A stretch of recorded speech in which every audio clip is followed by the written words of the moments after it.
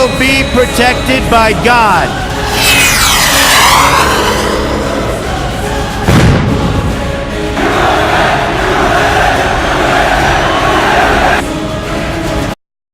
And welcome back to Atreyu News. It is now Wednesday, October 11th of 2017. People of YouTube, I have returned, victorious once again. ISIS surrenders in droves at stronghold in Iraq. And like Trump said, we were going to wipe them from the earth.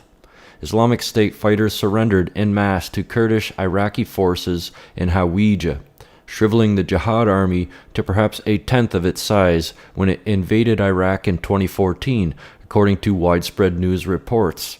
About 1,000 jihadists surrendered over a span of 3 days as Iraq recaptured the Islamic State stronghold of Hawija October 5th, ending 2 weeks of fighting, the New York Times reported.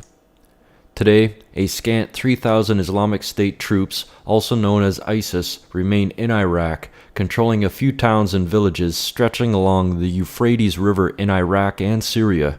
USA Today reported after the Kurdish victory, ISIS troops were estimated to number 30,000 when the brutal terrorists first attempted in 2014 to establish caliphates or governments ruled by Sharia law in Iraq, killing and displacing Christians and other religious minorities.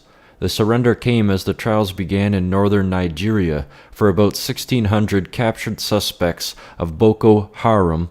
The Associated Press reported today, October 10th, Boko Haram, which has fought to establish caliphates in the region of Nigeria, Niger, Cameroon, and Chad over the past decade or so, has pledged allegiance to ISIS.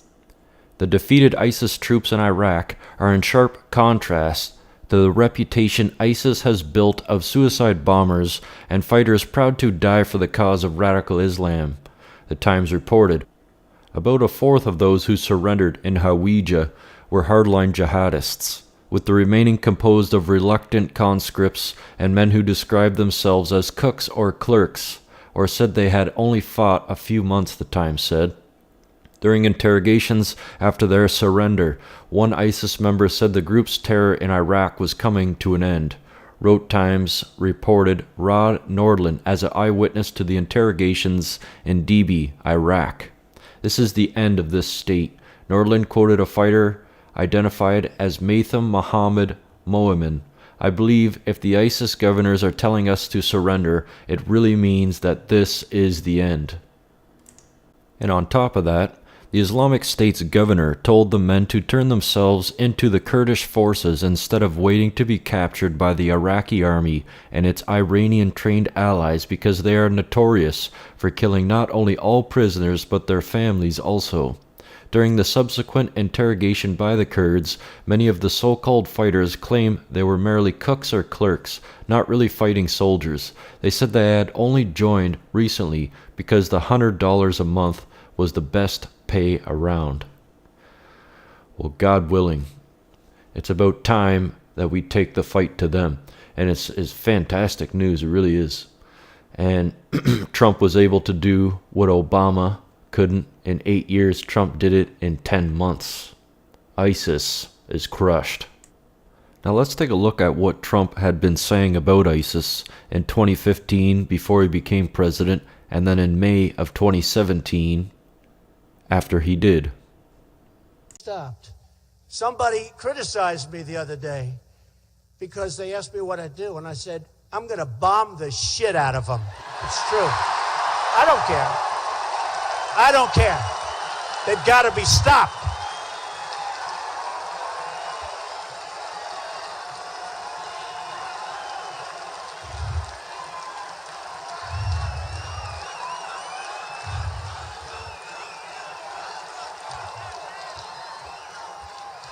They've got to be stopped. And they should have been stopped a long time ago. Look, so in Paris the other night, a horrible thing. And then all of a sudden we attack, and France attacks, all these different sites that they have, right? Why didn't they do this a year ago, 2 years ago? Why didn't they do it? Why do they wait? They always wait for a tragedy to happen. They're never forward. They're always waiting for... So you say, oh, wow, these were training centers, camps. By the way, what did they attack? They attacked the oil. Remember, I've been saying for 2 years, attack the oil. Everybody said, oh, Trump with the oil, Trump. But I said more than attack it. I said attack it, take it, and keep it. That's what I said. Now what he said in May of 2017 in Saudi Arabia. It's a choice between two futures, and it is a choice America cannot make for you. A better future is only possible if your nations drive out the terrorists and drive out the extremists. Drive them out. Drive them out of your places of worship. Drive them out of your communities. Drive them out of your holy land. And drive them out of this earth. But no discussion of stamping out this threat would be complete without mentioning the government that gives terrorists all three. Now, if we can only convince or overthrow, I care not which it is, the Western countries that would abide by a borderless society as if there's no negative consequences that will come. These European fools do not understand history, so of course we see them repeating the mistakes of the past. Islam tried to take over Europe not once, but twice in the past 1,000 years, and they almost succeeded if it was not for the brave men of Europe to stand and fight. Let's take a look. And here it starts. Islam burst out of the Arabian Peninsula and immediately starts attacking the Middle East. And notice that it doesn't take long until they're crossing the Mediterranean and attacking southern France and Spain. Notice something here. Most people think of Islam, they think of Arabs, they think of desert, and yet here we see that Islam is projecting power throughout the Mediterranean. Notice how the little islands of the Mediterranean are getting hammered. The navy of Islam would attack coastal towns, kill, rob, rape, and then take slaves. So this whole battle map, as it unfolds, you're seeing slaves being taken. Over 1 million slaves were taken out of Europe into the Islamic world. That's something you don't think about much, but it's absolutely true. There were over 200 battles fought in Spain alone. And we also see, however, on the east coast in Turkey, that Islam is trying to break into Europe. Now, what's going to happen is, in Spain, this ongoing fight that lasted for 400 years, the Christians are going to push back the Muslims. But now then, what has happened over in the east is that Constantinople has fallen, and now then Eastern Europe is getting hammered. The jihad now comes to Eastern Europe. It's pushed out now of Spain. Northern Africa is now completely Islamic. The Middle East is completely Islamic. This is all jihad, relentless jihad. And why is it so relentless? Well, Muhammad was relentless in his jihad. And these people are good students of Islam, and so it's against the kafir, on and on. It was traditional that when the Sultan came to power, the brand new Sultan, he would immediately try to launch new wars because he was going to be noted in his Islamic history as to how well he fought against the kafir. So that's what the jihad looked like over that time period, 548 battles. But remember, when you bring up jihad, people want to bring up the Crusades. So I also prepared a dynamic battle map of all the offensive raids of the Crusaders. Let's watch it and make a comparison. And so it begins. The Crusades enter into Turkey and the Middle East. Battles go on, but aren't there far fewer than you thought there might be?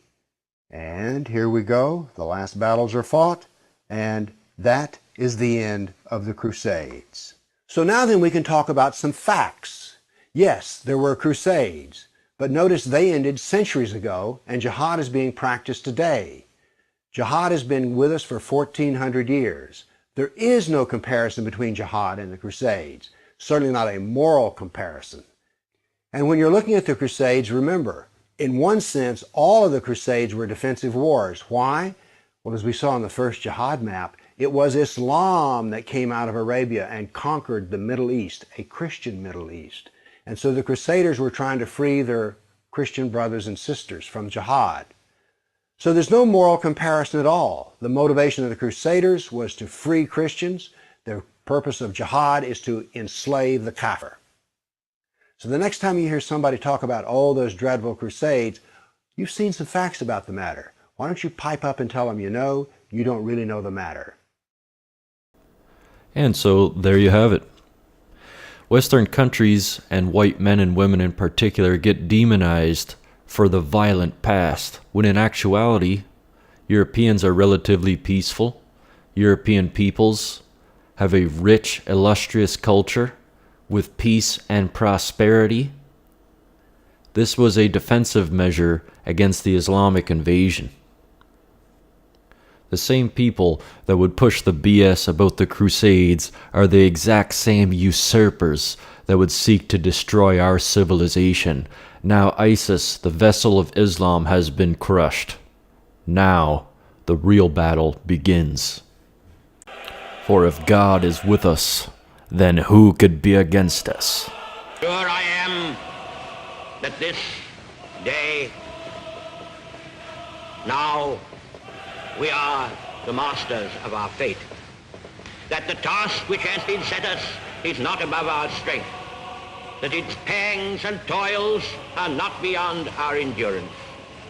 As long as we have faith in our cause and an unconquerable willpower, salvation will not be denied us.